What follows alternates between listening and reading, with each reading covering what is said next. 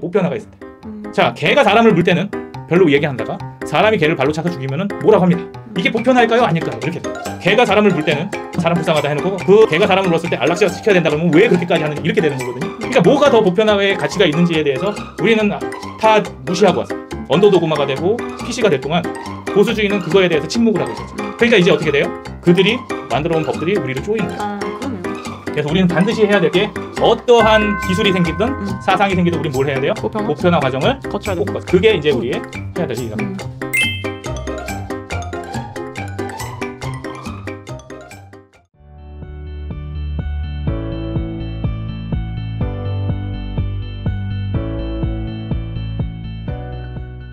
오늘은 이제 보편화에 대한 마지막 얘기를 하려고 합니다. 근데 이제 지난 시간까지 했던 거를 조금 정리를 하고 보편화에 대해서 좀 첫 번째 일단 보편성이라는 것이 무엇이냐? 보편성이라는 것은 이 정규 분포의 안에 있는 우리가 수용할 수 있는 영역이다. 이게 보편성이다라고 말씀을 드렸었고, 자, 이 보편성의 목적은 뭐라고 했죠? 목적 첫 번째 평균을 늘리고 그 다음에 표준 편차를 이 평균을 늘리는 것을 누가 했죠? 이거를 산업화라고 했고요. 산업화는 무엇을 했습니까? 노력을 했죠. 그 다음에 표준 편차를 낮추는 것은 민주화가 있습니다. 민주화가 되니까 얘는 뭐예요? 이렇게 됐죠. 그래서 봐보세요. 산업화만 추구하다 보면 어떻게 돼요? 산업화만 추구하다면은 양극화가 일어났어요. 그 다음에 가치를 하면은 민주화를 하니까 어떻게 됐어요? 평준화가 됐죠. 하향 평준화. 그렇지. 근데 그냥 평준화가 아니라 하향 평준화. 하향이 됐죠. 왜냐면은 이 산업화 평균을 올리지 않는 표준 편차는 뭐 할 수밖에 없어요? 하향 평준화가 될 수밖에 없어요. 그러니까 그동안의 민주화 세력은 무엇을 무시했습니까? 평균을 올리는 것에 대해서 등한시했죠. 표준 편차를 줄이는 데만 하다 보니까 평균은 상승하지 않고 표준 편차가 주니까 결국에는 하향 평준화가 됩니다. 그리고 어떻게 됩니까? 누구한테 맞췄어요? 이 하향 평준화가 언더도그마가 됐죠.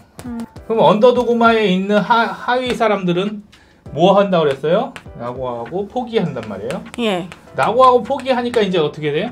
아무런 생산성이 오르지 않는 거죠. 이 결과를 가져오게 됐습니다. 자, 그 다음에 이제 우리가 뭘 하자고 그랬어요? 그래서 요거 두 개를 합쳐서 정상이 정상되는 사회. 그래서 이 정상에는 뭐가 있습니까? 노말이 있죠. 이 노말이 보편성이라고 그랬고 이 정상이 탑이라고 했고요. 자, 이 두 가지를 추가하면 어떻게 되냐? 이 노말이 뭐가 돼요? 엄청 늘어나는 거죠. 양쪽으로. 이 편차의 노말이 늘어나는 거고요. 그 다음에 탑이 되면 어떻게 돼요? 이 노말이 탑이 되면 평균이 옮겨가는 거죠. 그렇게 이해를 해주시면 좋겠습니다. 그리고 나서 필요 요소가 있죠. 필요 요소에 이제 세 가지가 있었습니다. 첫 번째가 제도화가 돼야 되고, 그 다음에 두 번째가 표준화가 돼야 되고, 모듈. 그 다음에 세 번째가 모듈화가 돼야 되죠. 그래서 모듈화에서 얘기했을 때 S, M, L, X 라지 이런 식의 얘기를 했었고요, 그렇죠? 그다음에 표준화 자체가 요거 세 개가 결국에 이렇게 만들어지는 겁니다. 표준화라는 건 뭐냐면 샘플링입니다. 샘플링. 옷에서 피팅을 잡아서 요 비율과 그다음에 요 깃 비율과 이렇게 해가지고 디자인을 해주면 이 비율대로 이렇게 나오는 거죠. 그러면은 이 제도화는 솔직히 이 옷 만드는 시스템이에요, 그냥. 근데 그거를 얘기하기 좀 어려우니까 요거는 오늘 또 얘기를 해드릴 거고, 오늘 핵심은 우리는 이 보편성을 어떻게 제도화 시킬 것인가, 우리는 왜 법치가 무너졌는가에 대해서 좀 더 고민을 해보려고 합니다. 그 다음에 이게 되고 나서의 모습들이 있습니다. 이건 필요 요소고, 이제 요걸로 인해서 만들어지는 결과물이라고 하겠습니다. 첫 번째가 뭐였냐면은 개인의 독립이고요. 그다음에 두 번째가 생산성의 향상.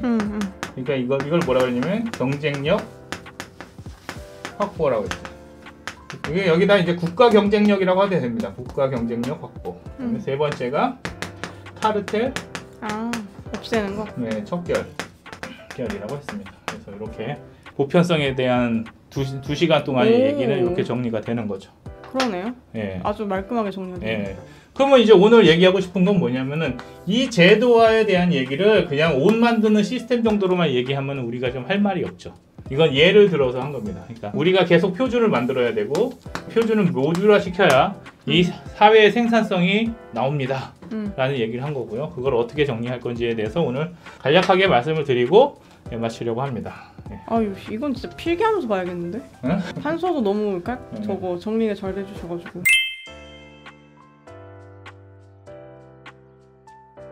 우리가 사는 세상은 두 가지 세상이 있어요.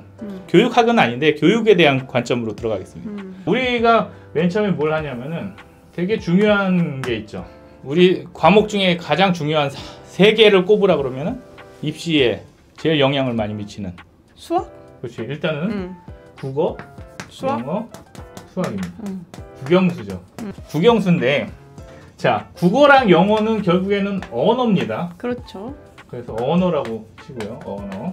이 언어는 어디에 사용이 될까요? 우리가 태어났어. 언어를 배워. 네. 그러면 뭐를 알게 되냐? 어린아이 생각해 보세요. 어린아이가 언어를 엄마, 아빠? 배워서 인식? 인식하고 또 그렇죠. 인식도 있고 인식을 하고 상호작용? 이해를 하죠. 아. 이게 뭐냐? 이게 언어입니다. 음. 국어랑 영어를 하는 이유는 밖의 세상을 인식하고 이해하는 도구로서 언어를 사용하는 거죠. 네. 그러면 우리가 밖으로 우리의 얘기를 하려고 합니다. 네. 그럼 뭘 해줘야 되죠? 표현. 여기 안에서 뭐가 생각이 나냐면 사고? 사고가 일어나죠. 예. 이 사고를 일으켜가지고 이쪽으로 밖으로 내는 건 뭐라 그래요? 내 사고가 맞다라는 얘기를 해줘야 되죠. 그때 쓰이는 게 뭘까요? 내 생각이 맞아. 내 생각이 맞아라고. 주장? 그 주장이 옳아라고 얘기해 줄 수 있는 거를 두 자로 얘기합니다. 무엇일까요? 내 생각이 맞잖아. 예. 뭐 합니까? 법정에 가서 많이 쓰는 건데. 아. 증명. 내 주장을 증명해야 되는 거죠. 예. 그럴 때가 뭐가 필요합니까? 수학? 네, 논리적 사고가 필요한 거죠. 그게 수학입니다. 자, 인식하고 이해하는 데까지는 언어가 필요하고 그 다음에 나의 생각을 증명할 때는 수학이 필요합니다. 자, 증명하는 두 가지 방법이 있죠. 그래서 이제 뭘 배웁니까? 이 증명하는 두 가지 방법에서 고등학교 수학까지는 뭘 배웁니까? 통계를 배웁니다. 예. 그러니까 모든 고등수학은 어디까지를 가느냐면 통계를 하기 위해서 간다고 생각을 하시면 돼요. 물론 미적분까지 배우죠. 그것도 이제 제가 연속 확률 분포에 그 적분을 하기 위해서 배웠던 거고요. 그 통계를 하고 나면은 두 가지 통계가 있어요. 자연과학이 있고 그 다음에 사회과학이 있죠. 그럼 자연과학은 뭐가 있죠? 자연과학에서는 어떠한 통계를 낼까요? 증명하기 위해서 통계를 내는 거거든요. 자연 뭐 현상에 대한 걸. 그렇죠. 자연 현상이 있는데 결국엔 이거는 실험 통계를 냅니다. 그러면은 사회과학에서는 뭘 할까요?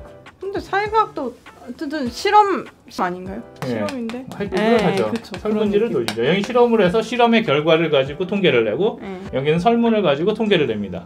그래서 결국에 우리가 뭘 가지고 하는 게 여론조사예요? 이 설문을 가지고 하는 게 여론조사란 말이야. 그게 사회과학인 거죠. 그럼 우리는 접하는 게 두 가지가 있다라는 거죠. 하나는 자연과학을 가지고 또 하나는 사회과학을 가지고 이야기를 하는 거죠. 그럼 이게 결국에는 뭐예요? 우리가 살고 있는 시스템이고 우리가 배워야 될 교육인 거예요. 여기 민주화가 들어갑니까? 안 들어갑니까? 그런 거 없죠. 성감수성 들어갑니까? 안 들어갑니까? 젠더 들어갑니까? 안 들어갑니까? 장애인 들어갈 필요가 있어요? 없어요? 없어요. 여기에 있는 사상과 뭐가 들어갈 필요가 없습니다. 그럼 우리가 보편적인 교육이라는 걸 뭘 배워야 돼요?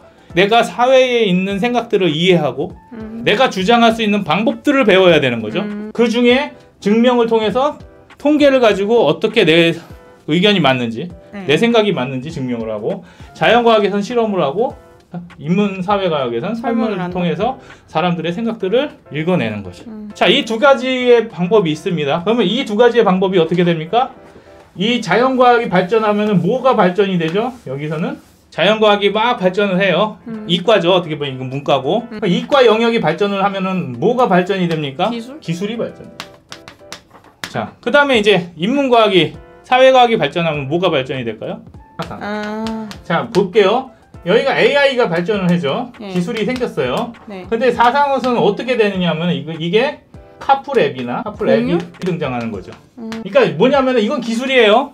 이거 있고 기술로 봤을 때는 뭐 스마트폰이 있겠네. 스마트폰이 있는데 이 스마트폰에 이런 것들을 태우는 거죠. 카풀을 할 때 이 기술을 이용해서 카풀할 사람들을 모아볼까? 이렇게 되는 거잖아요. 그렇죠? 아, 우리들이 이런 기술을 가지고 서로 공유할 수 있는 것들이 많아진다. 예, 그렇게 적용을 시키는 거죠. 그런데 이러한 기술들을 모르는 사회과학 뭐만 합니까? 이게 바로 우리가 증오하는 사회과학이에요. 탁상공론이 되죠. 네. 현실에 적용이 안 되니까. 근데 우리는 이게 정치한다 그러고 이 탁상공론이 스물스물 뭘로 들어와요? 인문학이라고 하고 들어오는 거예요. 자, 인문학이란 진짜 인문학은 뭐예요? 이런 기술들을 통해서 이 기술 갖고 실현할 수 있는 세상을 만드는 게 인문학이에요, 사실은. 그래서 요거 두 개를 가지고 뭐가 나옵니까? 이렇게 스마트폰과 카풀 앱을 가지고 사업이 나오는 거거든요. 그리고 우리 생활에 질을 올려주는, 생산성을 올려주는 일을 하는 거죠. 아니 어떤 분이 예. 이분 분당 화이팅 아니신가? 그런 분이 이렇게 똑똑한 분이었던가? 뭐 이렇게 댓글 다시네. 예. 감사합니다. 뭐 이거는 이 채널이기 때문에 제 생각을 표현하는 거고요. 같이 논의해보자는 차원에서 얘기를 하는 거죠. 이렇게 정리가 되는 거죠. 네. 그래서 이제 어떻게 됩니까? 우리는 기술과 사회 현상을 분석을 해서 네네. 이걸 가지고 어떤 일이 일어나는지를 모니터링 해야 돼요.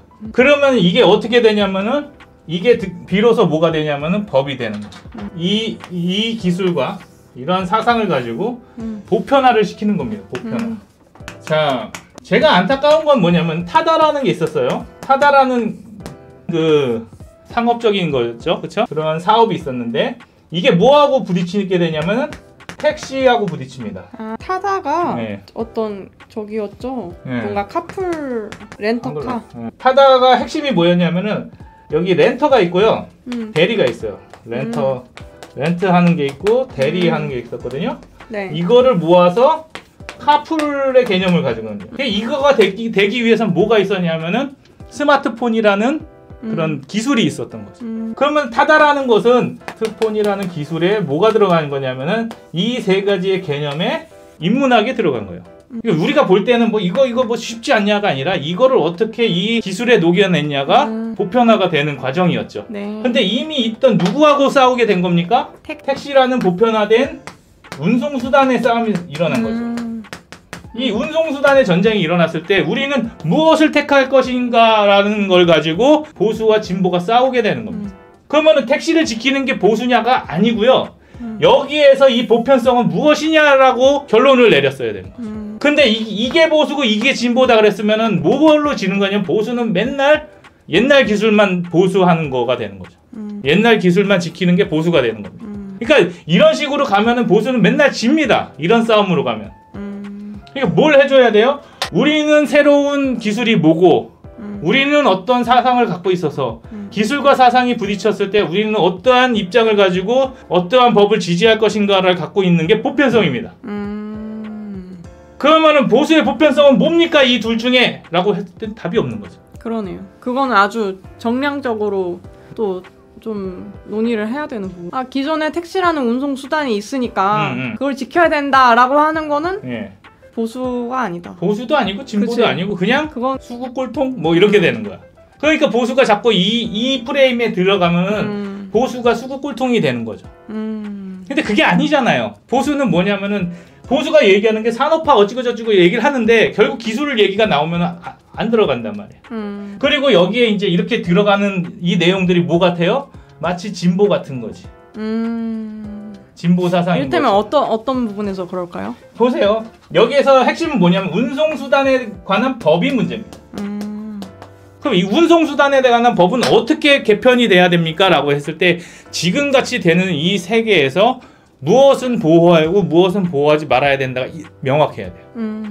그러면 택시가 보호돼야 되는 입장은 뭡니까? 여태까지 지켜왔던 이 택시는 어떻게 됩니까? 타다가 오면은 망할 텐데요.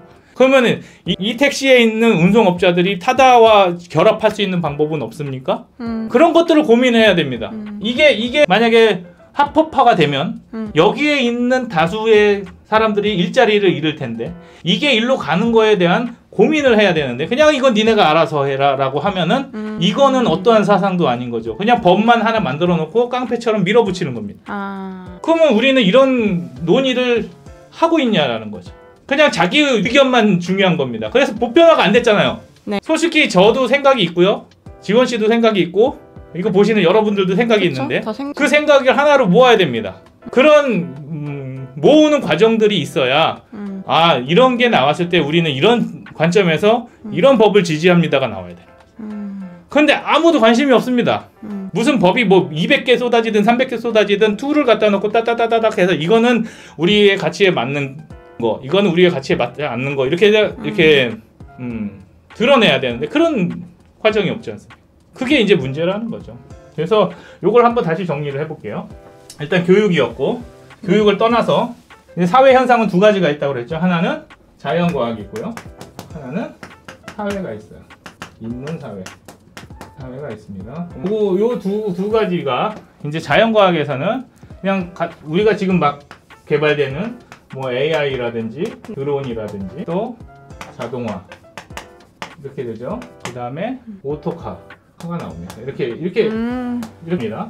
그럼 이걸 가지고 뭘 하게 되냐면 인문사회에서는 첫 번째가 뭐 우버 택시, 우버 같은 게 나오죠. 근데 결국에는 예. 약간 뭐 플랫폼 뭐 그런 식으로 가는 것 같네요. 중개 같은 느낌. 예, 여기를 관통하는 단어는 하나예요. 공유. 예, 서비스. 그렇죠. 그러네요. 그러면 이게 우리의 인문사회를 관통하는 사상인가? 검증을 해봐야 되는 거죠. 이걸 그러네요. 갖고 싸워야 되는 겁니다, 사실은. 아. 그래서 우리는 이 공유 서비스를 공유로 받아들일 것이냐. 예. 그래서 공유는 공산주의야 이렇게 해버리면은 이거는 안 받아들이는 거고, 그렇죠? 공유라는 것은 서비스를 쪼개서 사업화를 시키는 거구나라고 하면은 받아들일 수 있는 거거든요. 이러한 보편성에 대한 얘기를 한 번도 한 적이 없으니까 이런 것들이 우후죽순으로 생겨날 때 아무런 판단을 할 수가 없는 거죠. 그렇죠. 예. 사실 그냥 말만 들었을 때는 뭐 저기 공유한다고 하니까 네. 좋은 거 아닌가? 뭐 이렇게 생각할 수도 있는 것이고. 그렇죠. 예. 그러니까 그 공유라는 것을 우리가 어떤 사상의 프레임으로 봐주느냐, 우리는 어떤 보편성을 갖고 있어서 이 공유 서비스라는 단어를 우리의 보편성으로 받아들일 수 있느냐 없느냐에 대한 치열한 논쟁이 있어야 됩니다. 그렇네요.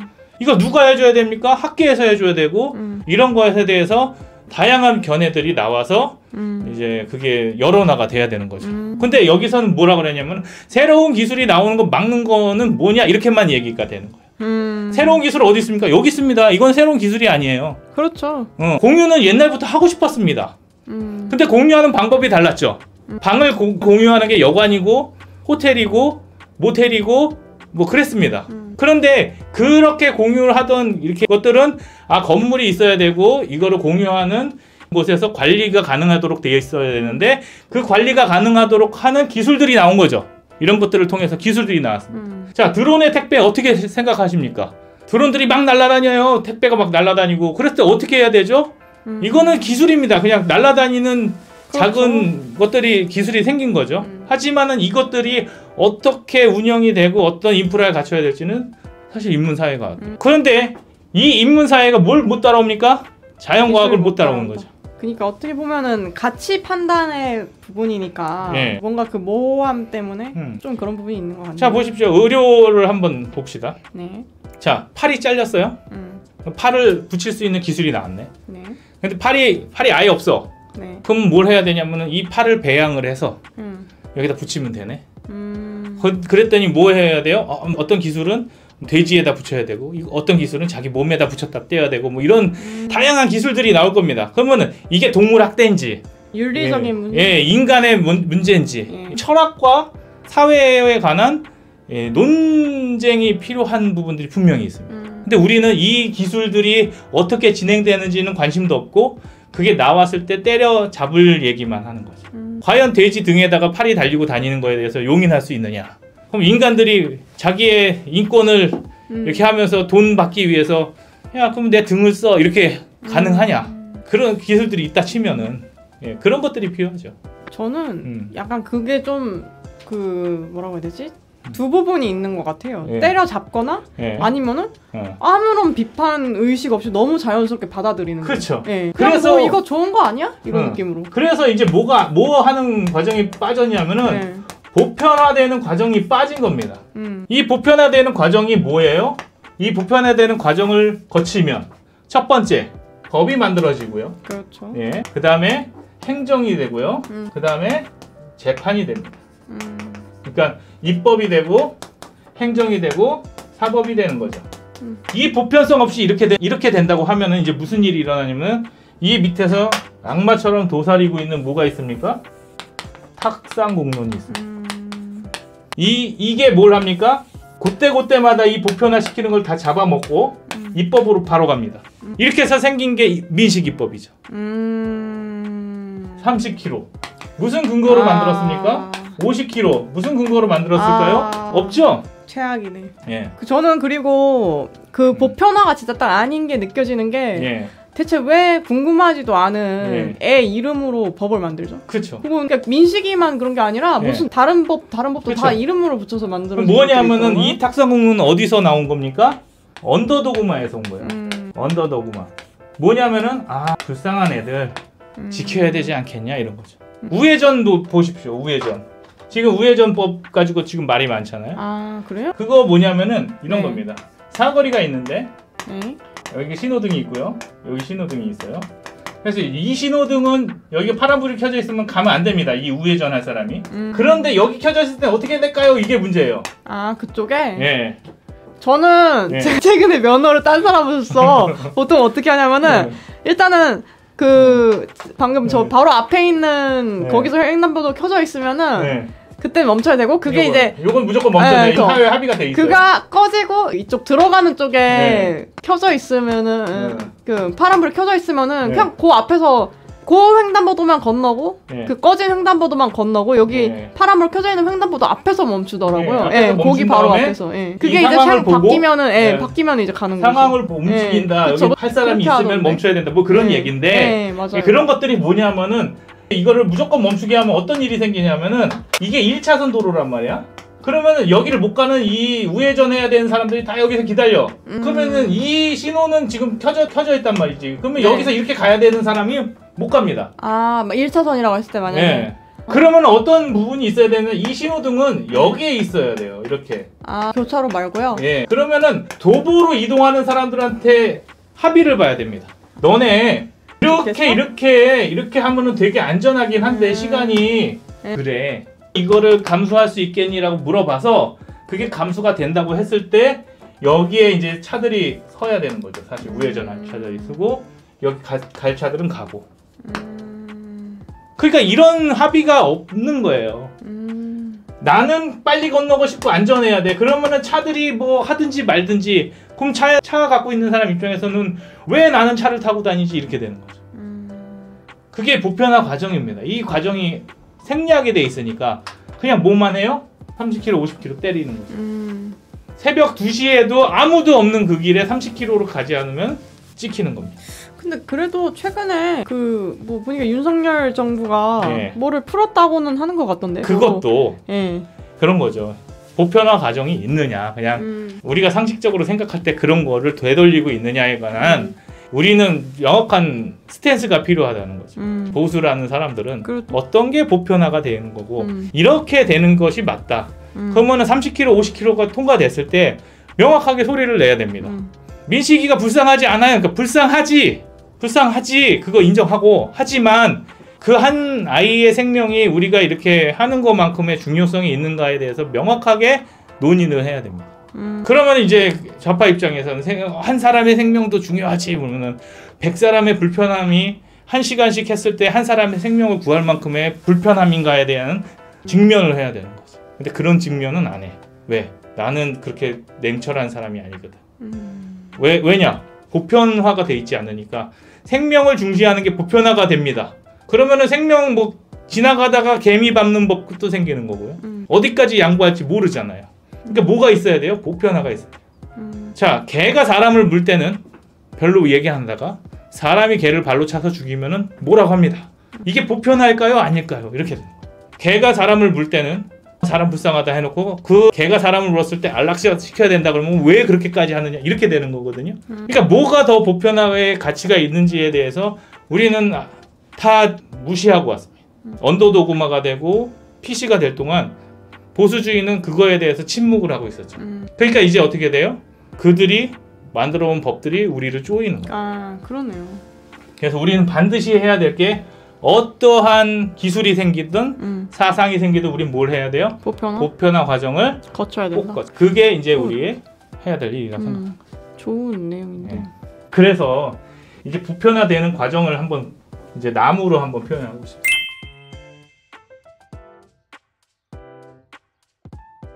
나무가 있죠. 나무가 이렇게 있습니다. 이렇게 있고 여기 이렇게 있습니다. 그럼 여기에 뿌리가 있죠. 이렇게 있습니다. 자, 우리는 이 뿌리로부터 뭘 빨아들입니까?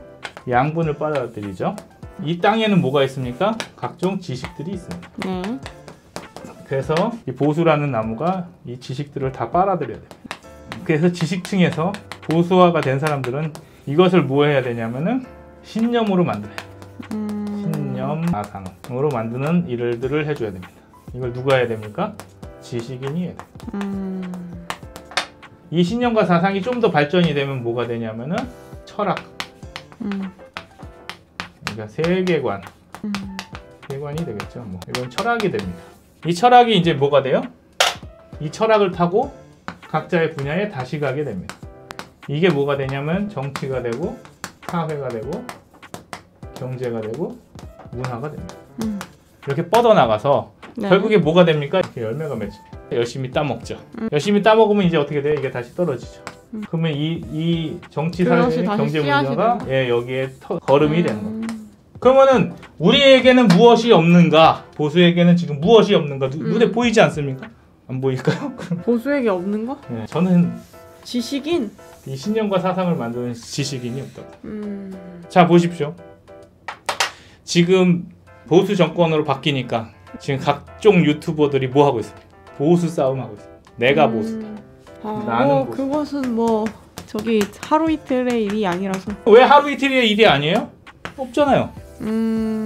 그러네요. 어떻게 보면은 정리가 안 되는 부분이 있는 것 같아요. 이게 세계관을 이루어야 되는데 여기에 이제 지금 나는 보수다 하고 있거든요. 그러니까 이런 신념과 사상을 받아서 나는 보수다가 아니라 그냥 나는 보수다입니다. 신념과 사상은 누가 만듭니까? 아무도 안 만듭니다. 오로지 나는 보수다만 외치는 유튜버들만 있는 거예요. 기껏 바꿔놨더니 또 이렇죠. 근데 계속 이랬습니다. 나는 보수다가 아니라 나만 보수다 아닐까요? 혹시? 나만 보수다. 나만 보수다 이렇게 되는 거죠. 나만 보수다. 나는 보수다 하다가 이제 그래 너가 보수다 그러면 나만 보수다 해가지고 이제 돈을 빨아들여야지. 이렇게 되는 거예요. 그래서 이러한 신념 체계를 하나 잡아보시고요. 이제 우리는 마음을 좀 편안하게 먹어야 됩니다. 뭐냐 하면은 저도 이제 마음을 편안하게 먹고 가는데 지금 우리 보수 땅에는 불모지입니다. 아무것도 없습니다. 이번에 심는 거죠. 씨앗을 하나 심습니다. 이게 뭐라고요? 정상이 정상되는 세상. 이게 제 생각에는 보수의 가치 이렇게 심는 겁니다. 그럼 이게 심겨지겠죠. 여기. 동의하시는 여러 구독자분들이 생길 겁니다. 그게 이제 어떻게 됩니까? 이제 제가 이제 이런 걸 갈아 넣는 거죠. 제 삶의 어떤 신념으로 갈아 넣기 시작하면 이제 뭐가 됩니까? 여기서 싹이 나는 거죠. 싹이 나면 이제 뭐 합니까? 계속 여기에 뭐가 쬐줘야 되냐면은 햇볕과 그다음에 공기와 물도 좀 주고 해야지. 물이 필요하죠. 이렇게 햇볕 받고 산소 받고 뭐 이산화탄소인가요? CO2일 수도 있고 하여튼 뭐 공기를 받고 해가지고 이 식물이 자라나죠. 이 자라나는 이게 뭐냐면은 이게 같은 신념을 가진 사람들이 계속 같이 관상을 해줘야 됩니다. 이런 모형에 대해서 야 보편성이래. 우리는 보편성을 만들어야 돼. 이런 식의 계속 뭔가가 와야 되죠. 상호작용. 상호작용의 힘을 받아서 쭉 올라가야 돼요. 그러면 이제 이게 이렇게 줄기를 타고 올라가는 거죠. 그리고 나서 아까 전에 얘기했던 뭐가 됩니까? 가지가 나오고 잎이 나오고 열매가 나오고 열매가 또 떨어지고 또 거름이 되고 이렇게 순환적인 모습이 되는 겁니다. 그러면은 좌파들은 이걸 했죠. 어디서? 지하에서. 임의 명령을 받아서 행진곡을 부르면서. 그래서 현대는 이제 보편성이 있습니다. 현대의 보편성에 대한 간단한 얘기를 해주고 이제 좀 마무리를 할게요. 이제 우리 반석을 만들었죠. 보편성이라는 반석을 이렇게 만들었습니다. 이 반석을 딱 만들면은 그 위에다가 기둥이 될 주춧돌을 4개 놓습니다. 그러면 이제 이게 집이 되겠죠. 첫 번째 주춧돌이 뭐냐면은 1번이 자본주의입니다. 자본주의라는 주춧돌이 있죠. 두 번째는 첨단 기술입니다. 그 다음에 세 번째는 도시화입니다. 네 번째는 정보와 통신입니다. 자, 이거 보시면 이렇게 되는 거죠. 우리가 세워야 될 것은 자본주의죠. 자본주의의 핵심은 뭡니까? 자본주의의 핵심은 사유재산입니다. 왜냐하면은 내 재산을 불려가는 게 자본주의죠. 내 자산을 투자해서 그 자산이 다시 돈이 되게 해서 내 자산으로 돌아오게 하는 이게 자본주의입니다. 또 하나는 첨단 기술이죠. 첨단 기술은 어떻게 합니까? 사회를 발전시키고 그동안에 있던 어떤 경제 체제를 다 붕괴시킵니다. 효율. 예, 창조적 파괴라고 얘기는 하는데 그렇게 해가지고 기존에 있었던 것들의 비효율성으로 인해서 이렇게 적체되었던 것들 모든 걸 다 파괴하고 새로운 첨단 기술이 이렇게 올라서는 거죠. 자, 그 다음에 뭡니까? 도시화입니다. 우리 지금 문제는 뭐냐면은 경기도권 선거 되게 중요하죠. 서울에 1000만이 있고 경기도에 몇만이 있습니까? 한 1200~300만 있고 인천에 뭐 200~300만 있고 해가지고 전체가 한 2600 정도로 되는 걸로 알고 있습니다. 전체 우리나라 인구가 5천만인데 수도권에만 절반. 수도권에서는 절반 이상이 되는 거죠. 예. 이거는 어쩔 수 없습니다. 계속 갈 겁니다. 그 다음에 이제 뭐가 있습니까? 정보와 통신이 있죠. 우리가 점점 뭐가 주머니 속에 있게 되죠. 스마트폰. 예, 옛날에는 그냥 전화기, 편지 이런 걸로 했다가 점점 PC로 하다가 이제 삐삐, 핸드폰, 스마트폰까지 왔잖아요. 점점 이렇게 어떻게 됩니까? 정보와 통신들이 내 손 안에서 갖고 놀 수 있게 변하고 있습니다. 자, 여기에서 좌파들은 어떤 생각들을 갖고 있습니까? 얘는 자본주의 대신 사유재산 대신에 뭐 합니까? 공유재산. 공유재산. 그래서 이게 되게 안 좋은 거예요. 우리가 공유경제 그럼 되게 싫어하는 것 중에 하나가 이 개념 때문에 그렇거든요. 그렇죠. 예, 그러니까 이 개념들을 우리가 빨리 보편화시키고 정상화시켜놔야 되는 거예요. 자, 공유한다는 것 자체에 대한 거를 공유재산이라는 그게 갖고 있는 그 이미지가 있으니까. 예, 그러면 다른 단어를 제시를 했어야 돼요.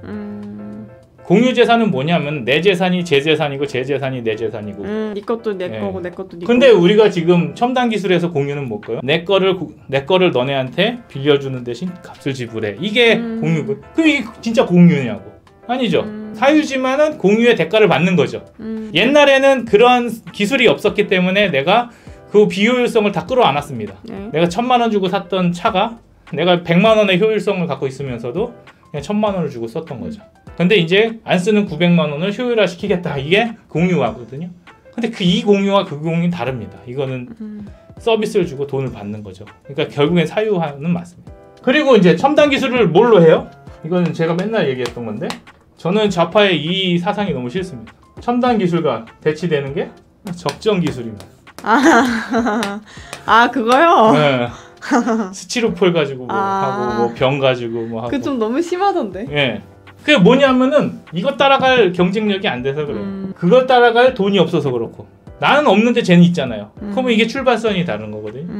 그러면 내가 저 벌어서 저만큼 만들 생각은 안 하고 그 불평만 얘기하는 게 공유 재산이고, 그죠? 기술 첨단 기술을 내가 못 배웠으니까 뭐 해요? 야, 그렇게 비싼 기술 쓰지 말고 이건 환경 파괴를 한다고 자꾸 얘기하는 거죠. 이건 안 할까? 똑같아요. 그렇죠. 이거를 증명할 시간이 없어요. 이거 하기도 바쁜 사람들이. 그렇죠. 그래서 가만히 있는 거지. 이게 잘해서 가만히 있는 게 아니야. 도시화의 반대는 뭐야? 도시화의 반대. 도시화의 반대? 지방분권. 지방분권. 이런 거 좋아하잖아요. 그 다음에 이게 뭐라 그래? 시골 가는 걸 뭐라 그러지? 귀향? 귀향 이촌. 이촌 이런 거 좋아하잖아. 도시를 더 크게 만들어서 우리나라 전체가 도시가 돼도 돼요. 사실은 경기도만 왜 도시야? 경기도 조금 주변 점점 늘어날 거예요. 도시화가 점점 되면 그러면 우리나라 자체가 큰 도시가 되면 되잖아. 근데 그런 거에 대해서 받아들일 생각이 없죠. 왜? 농사 지어야 되니까. 그 다음에 정보통신이 나옵니다. 정보통신이 나오는데 이거는 제가 잘 모르겠어요. 손편지 쓰고 막 이러는데 그것까지 제가 뭐 얘기할 건 아니고 아무튼 좀 정리가 되는 거라고 생각합니다. 그래서 요거는 되게 좋아하더라고. 스마트폰 갖고 노는 거는 좌파 쪽에서. 근데 또 도시화가 되면 오히려 작용화되는 부분도 있는 것 같아요. 미국이랑 여기 비교할 건 아니지만은 오히려 뉴욕이나 이런 동네가 훨씬 리버럴하고 좌파적인 색깔이 강하고 좀 시골일수록 오히려 백인들이 좀 많이 살고 그냥 그 보수적이고 좀 이런 분위기 있잖아요. 좀 지금 법이 만들어지는 거 보고 전체적으로 그러니까 지방 분권은 그렇긴 하죠. 예. 이상하긴 하죠. 그다음 그리 저기예요. 그러니까 법이 생기는 걸 보면 결국에는 리버럴 쪽으로 가거든. 그럼 왜 그러냐? 보수는 법을 어떻게 세울지 아무것도 안 하고 있습니다. 그러니까 저는 시골에 있는 사람들이 보수다 아니다를 떠나서 보수라고 하는 사람들은 자기네들의 사상과 가치를 만들어내지 못했다. 그게 이제 핵심이다. 크다. 그럼 보편성의 가치라고 얘기하는 얘기를 해보자고. 보수는 보편성의 가치라면 뭐라고 생각하느냐? 그럼 낙태에 대해서는 보수는 어떻게 생각하느냐? 무조건 애기니까 생명이니까 뭐 죽이면 안 돼. 그런 가치로 따지면 그러면은 이제 태아가 어디서부터가 뭐 몇 개월부터는 뭐 아니 그냥 이렇게 되는 거야. 근데 그게 아니라 자연적으로 생기는 모든 보편성에 대해서는 가야 된다. 남녀가 만나서 생산이 된 그 생명체는 그냥 그 사람들이 책임을 져야 된다라는 어떤 그런 명제가 필요하다는 거지 사실. 그걸 책임지기 싫으니까 뭐 하는 거야? 죽이는 거잖아. 사실 그렇잖아요. 개새끼 한 마리라도 입양을 하면 그거를 죽일 수 있어? 그러니까 단어를 어떻게 바꾸냐면요. 임신 중지권이라고 해서 그 여성의 어떤 임신을 자기가 선택하는 거죠. 그치. 마이 라이프 선택을 하려니까 선택을 하는데 무엇은 선택이 안 되냐? 이게 생명으로 가치가 생겼으면 그다음부터는 너의 선택권은 없다. 그렇게 가야 되는 거야. 그렇게 하면서 이제 그러면은 언제부터가 생명이냐 그치. 이런 논쟁으로 가는 그러니까 거죠. 자꾸 보수는 싸울 수 있는 가치 없이 그냥 덤비는 거야. 예, 그러니까 그리고 이게 제가 봤을 때 보수가 불리한 거는 이게 그냥 자유롭게 하라고 하면은 사실은 제가 봤을 때 토론할 때 훨씬 우위예요. 근데 뭔가 자꾸 금지하려고 하면은 불리하죠. 하지만 그렇기 때문에 더 논리적으로 깨야죠. 그러니까 뭔 사상이 바탕이 깔려야 되냐면은 인간의 보편성을 갖고 깔아야 된다는 거야. 그러니까 인간이 개보다 낫냐 못하냐를 갖고 얘기를 하자는 거지. 그러면 개는 왜 중절 수술을 안 해? 개의 동물권이 인권만큼 존중받지 못하진 않거든. 지금 우리나라 그렇죠. 세상이. 그럼 그런 것로도 깔 수 있어야 된다니까. 그러니까 그런 거에 대한 애당초 생각이 없어. 그냥 안 돼. 이건 논리가 아닙니다. 그게 논리를 만들자는 거죠. 지금 제가 만들어가지고 하는 거는 의미가 없어요. 왜냐면 저 혼자 외치는 거니까. 저는 그걸 같이 얘기하자는 거예요. 보편성이 뭐냐? 어떤 게 보편적인 거냐? 이게 보편적인 가치가 있느냐? 네. 이거를 얘기를 하자는 겁니다. 그래서 이런 보편적인 가치는 이런 토대 위에서 세워진다. 라고 생각을 했고 이제 그게 이제 저는 중요하다고 생각합니다. 근데 이제 문제는 뭐냐면 우리의 보편성은 왜 무너졌냐?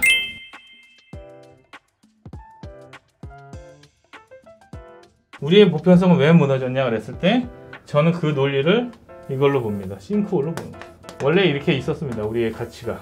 근데 갑자기 여기 물이 새기 시작하고 빗물이 들기 시작하죠. 이제 그러면서 여기가 이렇게 공허하게 뚫리죠. 이렇게. 그리고 나서 이 물이 싹 빠지고 나니까 여기가 어떻게 돼요? 여기가 굉장히 약해지죠. 이 기반이 약해지니까 이제 무거운 주제가 오면 싹 가라앉습니다. 이게 보편성이 무너진 원인이라고 생각하거든요. 이거 왜 그러냐면은 단어 하나 모호할 때 회피해서 그렇습니다. 이제 더 이상 회피할 곳이 없는데도 불구하고 우리는 회피하고 있죠. 뭘로 맞서야 됩니까? 보편의 가치. 이걸 뭐라 그래요? 상식이라고 하는 거고요. 이 상식을 영어로 common sense. 라고 하는 거죠. 근데 지금 어떻게 돼 있습니까? 개나 소나 자기가 common sense입니다. 내 의견에 반대하면 이상한 거고 내가 common sense죠. 토의할 때 무조건 자기가 옳습니다. 나만 보수죠. 나만 상식이고 나만 보편성 있는 거지. 다른 사람의 보편성을 인정 안 하는 겁니다. 그래서 뭐가 일어납니까? 계속 이게 무너졌을 때 두 가지가 일어나요. 지난 시간에 얘기했죠. 하나는 뭐예요? 회기랑 또 하나는 다원주의입니다. 이걸 두 개를 다 누가 먹고 있습니까? 민주당과 정의당이 다 먹고 있습니다. 양쪽을. 사실 극우라고 하면 뭐가 돼야 되냐면 획일주의 돼야 돼요. 그렇죠. 나치즘이나 파시즘이 다 뭐였어요? 획일주의잖아. 근데 이 획일주의에 있는 걸 놓쳤습니다. 오히려 제가 볼 때는 성인지 얘기하고 성소수자 얘기하고 막 이런 페미니즘 얘기하는 사람들 제가 볼 때는 오히려 극우에 가깝다. 획일화되자고 하는 그런 쪽에 가까운 건데 이런 것들이 보편성을 잃어버리니까 이거를 어디에서 우리가 잡아줘야 되는지를 모르고 있는 거죠. 이제 지난 시간에 얘기했듯이 우리는 모던의 세계에 살고 있죠. 모던에 살고 있죠. 우리가 살고 있는데 이쪽으로 가면은 우측으로 가면은 얘네가 모더니즘이 됩니다. 권위주의가 다르듯이 모던과 모더니즘은 다른 거죠. 그 다음에 왼쪽으로 가면은 뭐가 돼요? 포스트 모더니즘이 되는 거예요. 네. 그래서 모더니즘이 계속 원하는 거는 뭐냐? 획일하고요. 그 다음에 포스트 모더니즘이 오는 게 자원주의입니다. 그래서 저는 획일화는 우측에 있다. 극우라고 생각을 합니다. 획일화가 이게 나치즘이고, 그 다음에 파시즘이죠. 이렇게 되는 거예요. 그래서 우리는 모던의 가치를 지켜나가야 됩니다. 그거가 뭐예요? 보편성이라 생각합니다. 보편화되는 과정은 뭐 한다고요? 기술과 인문학을 다 결합시켜서 법제화시키고 그 보편성 아래서 법제화가 되는 거죠. 기술과 인문이 보편성을 띠고 그 보편성 아래 법이 생기는 게 우파의 가치라고 생각을 하는 거고요. 그 보편성에 따라 입법이 되고 보편성에 따라 행정이 되고 보편성에 따라 법의 판단이 필요한 거. 요게 이제 오늘 말씀드리고 싶었던 보편화의 과정이었습니다. 그래서 일단은 오늘까지는 이제 보편화 과정을 얘기를 했고요. 예, 다음부터는 이제 특수성에 관한 얘기를 하려고 합니다. 예, 그 특수성은 네이션에 관한 얘기고요. 그것은 또 이제 정리를 해서 여러분과 뵙도록 하겠습니다.